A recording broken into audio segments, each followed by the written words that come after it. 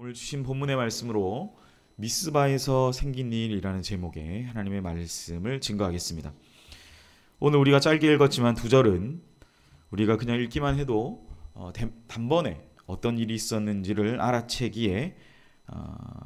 수 있는 그러한 내용을 담고 있습니다. 바로 미스바에서 생긴 일인데 그것은 하나님께로 다시 돌아가자. 특별히 6절의 말씀에 기록된 대로 우리가 여호와께 범죄하였나이다 라는 고백과 함께 그들이 이 미스바에서 생겼던 일은 바로 하나님께 돌아가는, 다시 하나님께로 돌이켜 그 하나님의 은혜의 자리, 우리가 서 있었던 그 자리로 다시 돌아갔던 일을 담고 있습니다. 회개라는 말은 돌이킴을 의미하는 말이죠. 아마 다 잘 아실 거예요. 우리가 행했던 어떤 일에 대한 반성적인 성찰과 내가 다시는 그러한 일을 행하지 않겠다라는 다짐과 결단으로 이 회개는 사실 마무리가 됩니다. 한국교회의 성장과 부흥의 배경에는 늘 이러한 회개의 운동이 있었다라고 한국교회의 역사학자들은 이야기합니다. 물론 회개를 운동이다라고 표현하는 것에는 약간의 어폐가 있을 수 있죠. 회개를 마치 캠페인이나 운동처럼 한다는 것에서 회개 운동이라는 표현이 적절하진 않다라는 생각을 합니다.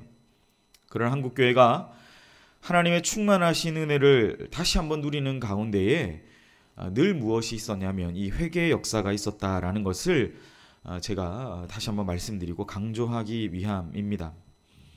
회개란 돌이킴을 의미하고 내가 행했거나 또 행한 어떤 일에 대한, 그게 과거적일 수 있고 현재적일 수도 있고 미래에 죄를 짓겠다라는 사람들은 없겠지만요, 여기 앉아 계신 분 중엔 다분히 미래적인 그런 의미도 담을 수 있습니다.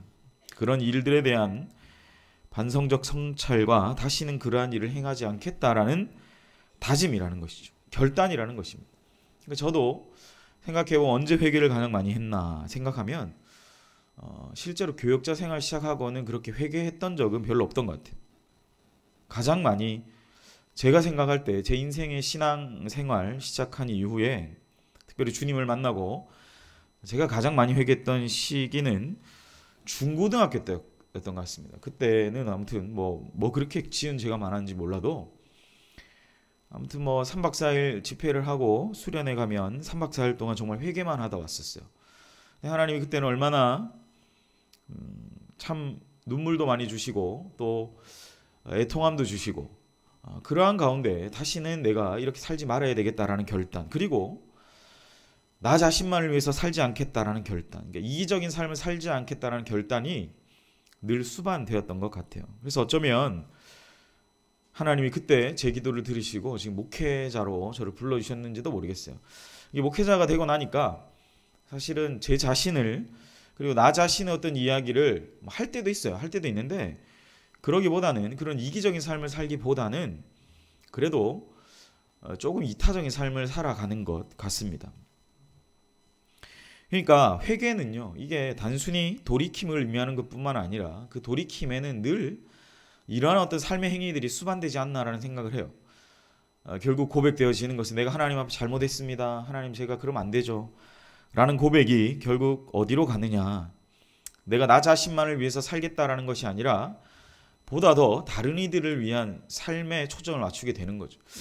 근데 사실은 제가 목회자가 되고 나서 가장 사실은 후회라는 표현은 맞을지 모르겠지만 어떤 면에서 때로는 하나님 앞에 원망 아닌 원망의 기도를 할 때가 바로 그런 상황이었어요. 그러니까 왜 나는 나 자신을 위해 살지 못하고 내가 이거 할 것, 이런 거에 대한 부분들이 아니라 날마다 다른 사람에 대한 초점이 맞춰져 있을까. 그러니까 저는 사실 나 자신의 어떤 이야기를 했던 적은, 나 자신에 관한 어떤 고집스러운 것들을 했던 적은 사실 목회에 들어와서 별로 없었던 것 같습니다. 늘 다른 이들을 위한 기도, 타자적인 입장, 그러니까 나 자신보다는 타자에 초점을 늘 맞춰져 있던 그런 삶. 그것이 어쩌면 이 회개라는 것을 통하여서 주어지는 사실 성도의 유익, 교회의 유익이 아닌가라는 생각을 합니다. 그래서 저는 이러한 회개를 통해서 우리가 만나게 되는 하나님이 어떤 하나님일까 생각하면 바로 이 가운데 주시는, 우리에게 은혜를 주시는 그 은혜의 하나님이 아니신가라는 생각을 해요. 나 자신이 아니라 누군가를 위해서 살아가는 삶을 살기 위해서 노력하고 애를 쓰는 것. 나 자신의 어떠함을 이야기하기보다 회개는 늘 나 자신을 반성하고 성찰하고 죄로부터 돌이키지만, 그 죄로부터 돌이키는 기능이 늘 나보다는 다른 사람에게 초점이 맞춰지는 것. 그래서 내가 늘 당한 것 같고 내가 늘 손해보는 것 같지만 다시 한번 더 그 당했던 것, 또 손해봤던 것을 다시 한번 그 길을 걸어가게 하는 그런 기능이 있지 않나라는 생각을 해보게 됩니다. 사실 이게 회개가 이런 기능이 있다는 것을 받아들이기 힘드시면요, 사실 신앙생활하는 게 너무 힘들어요. 왜냐하면 내가 회개하고 은혜 받았는데 결국은 내가 내몰리는 상황은 어떤 상황이냐면 또 내가 손해봐야 되는 상황, 내가 내 것을 내 살을 깎아내서 남을 위해 헌신하는 삶을 살아가기 때문이죠. 그런 면에서 저는 참 많이 울었던 것 같아요. 난 왜 이렇게 계속 살아야 될까라는 생각. 그랬다가 하나님이 은혜 주시면 또 그 길을 좀 더 걸어가고 그렇게 하는 삶을 살아왔던 것 같아요. 어쩌면 회개를 통해 우리가 만나게 되는 하나님, 그 은혜의 하나님은 우리가 다시 하나님께로 돌아갈 때 우리의 잘못을 탓하시는 분이 아니라 다시 한번 우리를 격려하시고 시작할 수 있는 힘을 주시는 하나님이시다라는 거죠. 그게 결국 나 자신이 아니라 초점은 이제 다른 사람, 내가 섬겨야 될 그 사람에게 초점이 맞춰지는 것. 다시 한번 우리를 격려하시고 시작할 수 있는 힘을 주시는 하나님이시다라는 거죠. 그런 면에서 하나님은 우리가 그 하나님에 대해서 참 좋으신 하나님이다라고 고백하게 되는 것 같습니다. 오늘 본문의 배경이 되는 미스바라는 이 지명은 이스라엘 백성들에게 회개의 역사가 있는 그런 자리였어요. 그렇다면 그들의 회개의 역사가 다시 하나님께 돌이켜야 되는 그런 역사가 있었다면 그들은 도대체 왜 회개해야 했을까요? 그것은 사무엘상 4장으로 거슬러 올라가야 합니다. 4장 1절 중반부에 보면 이스라엘은 나가서 블레셋 사람들과 싸우려고 에베네셀이라고 하는 제가 지도를 보여드리면 지도 보여드리면 잘 모르실 수 있겠네요. 그러니까 에베네셀이라는 지역과 아벡이라는 두 지역에 이제 이스라엘과 이 아벡이라는 지역에는 이제 블레셋 사람들이 진을 치고 서로 대치하는 상황 가운데 있었습니다. 우리는 아마 아벡 전투라는 것으로 아마 익숙하실 거예요. 이 아벡 전투라는 이 전투가 이스라엘은 에벤에셀, 하나님 우리의 도움의 돌이 되신다라는 거죠. 에벤에셀. 그리고 아벡이라는 것은 블레셋 지역에 가까운 곳. 그러니까 이 중간에 이스라엘과 블레셋 사람이 대치를 하고 그 사이에 전투가 발생했던 것이 사무엘상 4장에 나타나 있습니다. 그런데 당시 이스라엘 백성은 승리를 위해서 그러니까 에베네셀, 아벡, 그다음에 실로가 이게 에베네셀 여기 옆에 있어요. 그러니까 실로, 에베네셀, 아벡 이게 이 순서들이 있거든요. 실로에 있었던 하나님의 법궤를 메고 전쟁에 나가죠. 그 엘리 대제사장의 두 아들이었던 홈리와 비나스가 하나님의 임재의 상징인 이 법궤를 들고 나가면 우리가 이길 것이다 라고 해서 실로에 있던 법궤를 이제 메고 나갑니다. 근데 결과는 참패예요. 하나님의 임재의 상징을 들고 나갔는데 전쟁에서 완전 대패를 하게 됩니다. 그리고 그 하나님의 임재의 상징인 법궤를 이 블레셋에게 뺏기게 되죠. 이게 이제 큰일이에요. 어마어마하게 큰일입니다. 큰 위기에 봉착하게 되죠. 우리가 너무나 잘 알듯이 법궤는 그 상징성에 있어서 매우 특별한 것이니까요. 십자가를 들고 전쟁에 나갔는데 십자가를 뺏긴 거죠.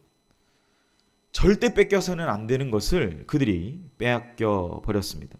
왜냐하면 그 법궤는 하나님께서 그 법궤라는 뚜껑 위에서 역사하시는 두 그룹의 날개 사이에 임재하셨기 때문이에요. 출애굽기 25장 20절에서 22절에는 이렇게 얘기합니다. 그룹들은 그 날개를 높이셔서 그 날개로 속죄소를 덮으며 그 얼굴을 서로 대하여 속죄소를 향하게 하고 법궤 뚜껑을 묘사하는 거예요.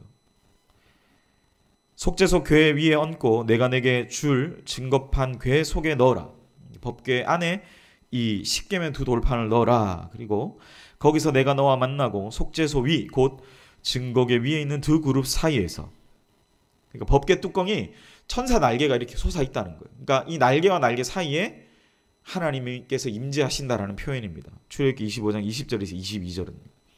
그리고 내가 그 위에 임재하고 내가 이스라엘 자손을 위해서 내가 내게 명령할 모든 일을 내게 이룰 것이다 라고 말씀하셨다라는 거죠. 그리고 이게 실제로 구체적으로 드러난 게 출애굽기 40장 34절에서 36절이에요.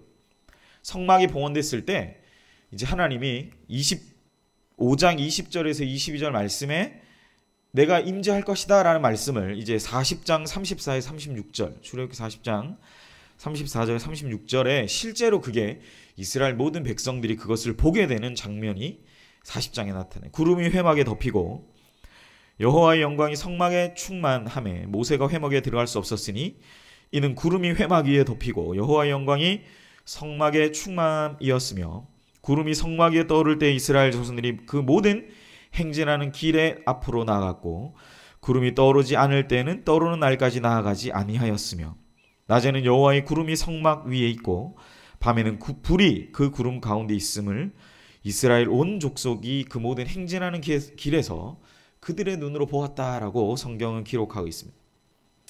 성막에 임하신 그 하나님, 그것은 바로 하나님의 임재의 상징이었던 이 법궤 그리고 그 뚜껑 위에 있던 천사 그룹의 날개 사이에 하나님은 임재하셨다. 그러니까 이제 그러한 것들을 알았기 때문에 홈리와 비나스는 이 하나님의 임재의 상징인 이 법궤를 메고 전쟁에 나갔다라는 것입니다. 그런데 이것을 준비하며 나아갈 때 그들은 하나님께 여쭤보지도 않았고 자신들이 그냥 선택해서 하나님의 임재를 들고 나가면 우리가 이길 거야 라는 마음으로 그들이 나아갔던 것입니다. 결국 큰 패배를 당했고 법궤를 뺏기고 말았다라는 거죠.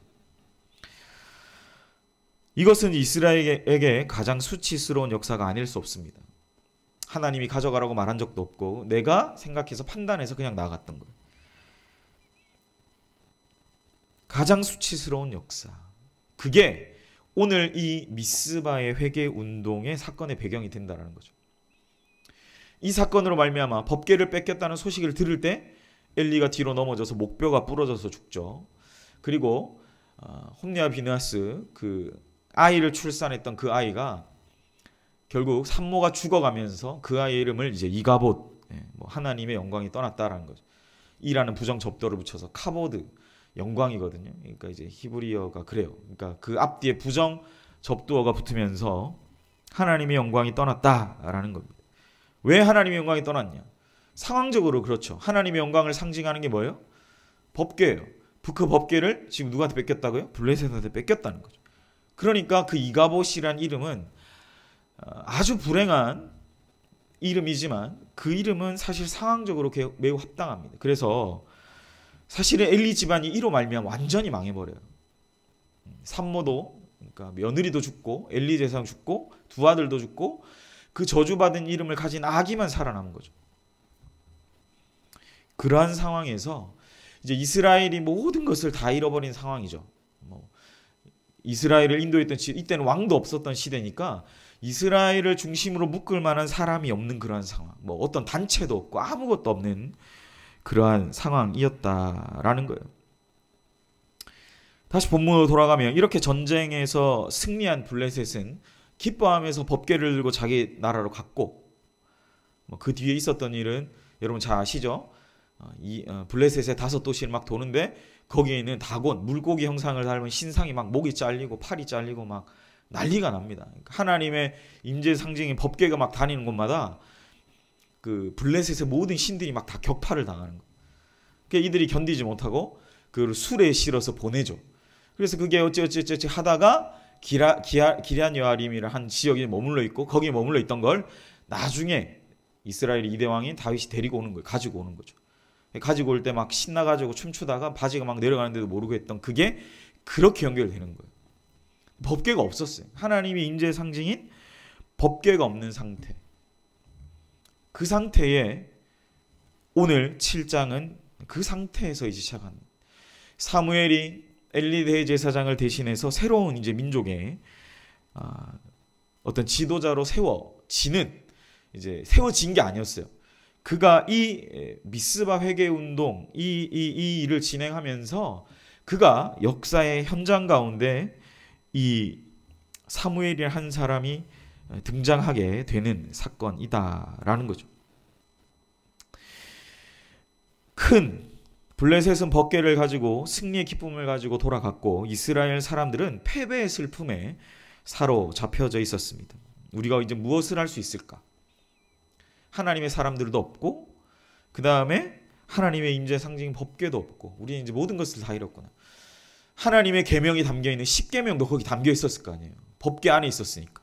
그러니까 아무것도 없는 거죠.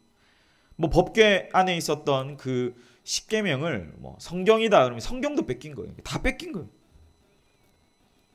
이러한 슬픔 속에서 사무엘은 미스바라는 지역으로 모여서 전 민족이 모여 기도해야 된다라고 말씀한 겁니다.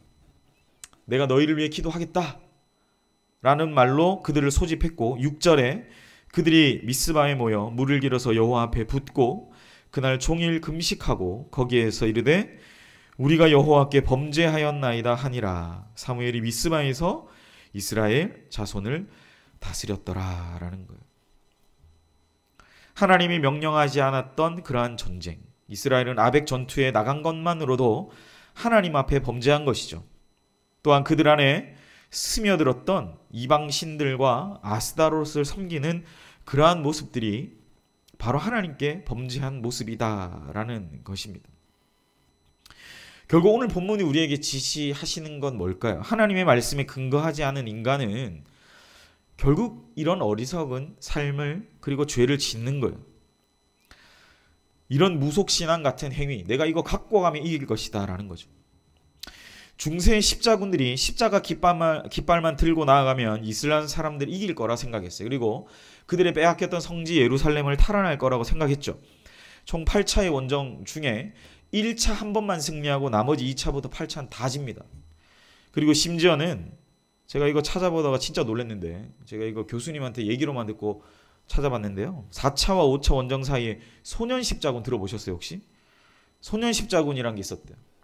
이 어떤 아이가 있었는데 걔가 계시를 받아요. 천사가 이렇게 왔는데 막 양들이 그 천사한테 막 절하는 거예요. 절하고 막 그러니까 근데 그 천사가 얘기하는 이제 지금 십자군 원정이 계속 진행돼 너희가 가라. 그래서 12살, 13살 되는 꼬맹이들이 손에 뭐 돌 같은 거 자기들의 무기 같은 거 막 깎아가지고 우리가 이슬람을 쳐부숴야 된다 그래가지고 이제 십자군 원정을 갔답니다. 이게 4차, 5차 사이에 있었던 원정이래요. 1212년. 어제가 12월 12일이었는데 1212년에 있었던 일이랍니다. 이 12살에 13살 되는 수천 명의 아이들이 배를 7척에 나눠 타서 십자군 원정에 갔어요. 그들이 계시도 받았고 막 자기 나름대로 무기도 들고 갔잖아요.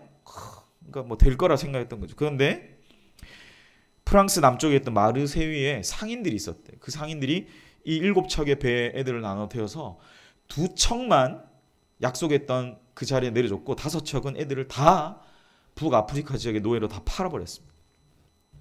여러분 이런 내용이 이제 십자군 원정에 담겨 있는 내용입니다. 1차 원정만 이겼어요. 저는 사실은 이 사무엘상 그 4장에 있었던 아벡 전투의 사건을 볼 때 늘 떠올라요. 그 십자군 원정이. 왜냐면 그때 보면은 우리가 영화 같은 데 가끔 보면 나오잖아요. 막 교황이 황금 관 쓰고 황금 깃발에 십자가 새겨서 막 나가요. 근데 그 다 져요. 그 뒤로 다 집니다. 오히려 그게 이슬람이 더 기독교 서방의 이 세력들과 반대해서 우리가 더 결속하자. 이슬람이 더 자기들의 복음을 순식간에 전하게 되는 그러한 결속력과 그렇게 더 뭉치게 만드는 계기를 오히려 그게 만들어줬고 서구사의 뭐 비잔틴 제국이나 로마가 멸망하게 되는 그러한 일이 이 십자군 원정 때문에 발생하게 됩니다. 그때 뭐 프랑스 왕도 죽고요. 그 영국 왕도 막 죽고 많이 죽어요. 유명한 사장 리차드라든지 뭐 그런 사람들이 다 이 십자군 원정에 실패한 왕으로 기록됩니다. 여러분 하나님 앞에 우리는 돌아가야 돼요. 어떠한 행위를 하기 전에, 이것들을 행하기 전에 우리는 하나님 앞에 돌아가야 합니다. 오늘 본문의 말씀처럼 회개라는 것을 통하여, 그리고 이 회개라는 것을 통하여 하나님의 은혜가 우리에게 다시 회복이 된다면, 하나님이 우리 공동체를 치유하시고 우리 각 가정들을 치유하고 회복하시는 그러한 일들을 통해서 우리는 다시 우리가 정말 나 자신, 이기적인 나 중심이 아닌 누군가를 위한 삶을 살아갈 수 있는 거예요. 마치 예수님처럼. 그래서 어쩌면 저희가 읽지 않았지만 7장 3절은 이렇게 기록하는 것 같아요. 여호와께로 돌아오려거든 이방 신들과 아스다롯을 너희 중에서 제거하고 너희 마음을 하나님께 향하여 그만을 섬기라. 그리하면 너희를 블레셋 사람의 손에서 건져내시리라 라고 기록하고 있습니다.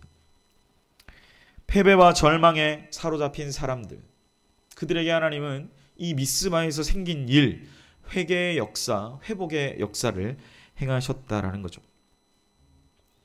패배와 절망에 사로잡힌 사람들, 그들에게 필요한 것은 진정한 회개를 통한 하나님께 돌아감이었고, 3절의 말씀에 근거해 보면 하나님보다 높아졌던 모든 것들을 다 내려놓고 하나님께 돌아가는 것이었다라는 겁니다. 오늘 만약에 이 금요일 저녁 우리의 간절한 기도, 우리가 정말 하나님 앞에 간절한 기도로 나아간다라면요, 여러분 우리의 기도가 어떠해야 할까요? 저는 오늘 이 밤이 우리의 간절한 기도가 참된 회개, 하나님께로 돌이킴을 통하여 그 하나님께로 돌아가는 은혜가 있기를 주님의 이름으로 간절히 축복합니다. 성도는 하나님의 통치를 받는 백성이죠.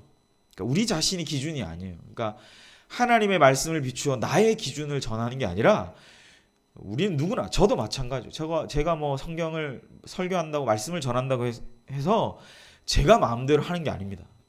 저도 말씀을 전하는 자이지만 하나님의 기준에 끊임없이 돌아가야 되는 그러한 사람이다라는 거죠.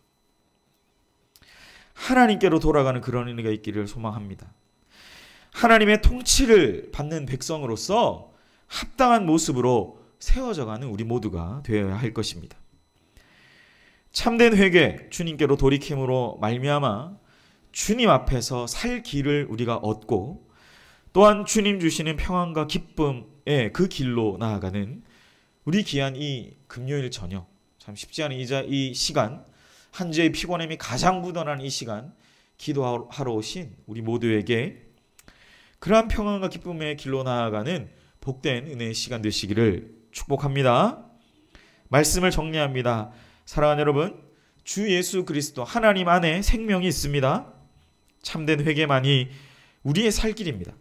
주님 앞에 우리가 범죄하였습니다. 내가 범죄하였습니다. 라고 엎드리며 나아가는 복된 이 기도의 시간이 되시기를 축복합니다.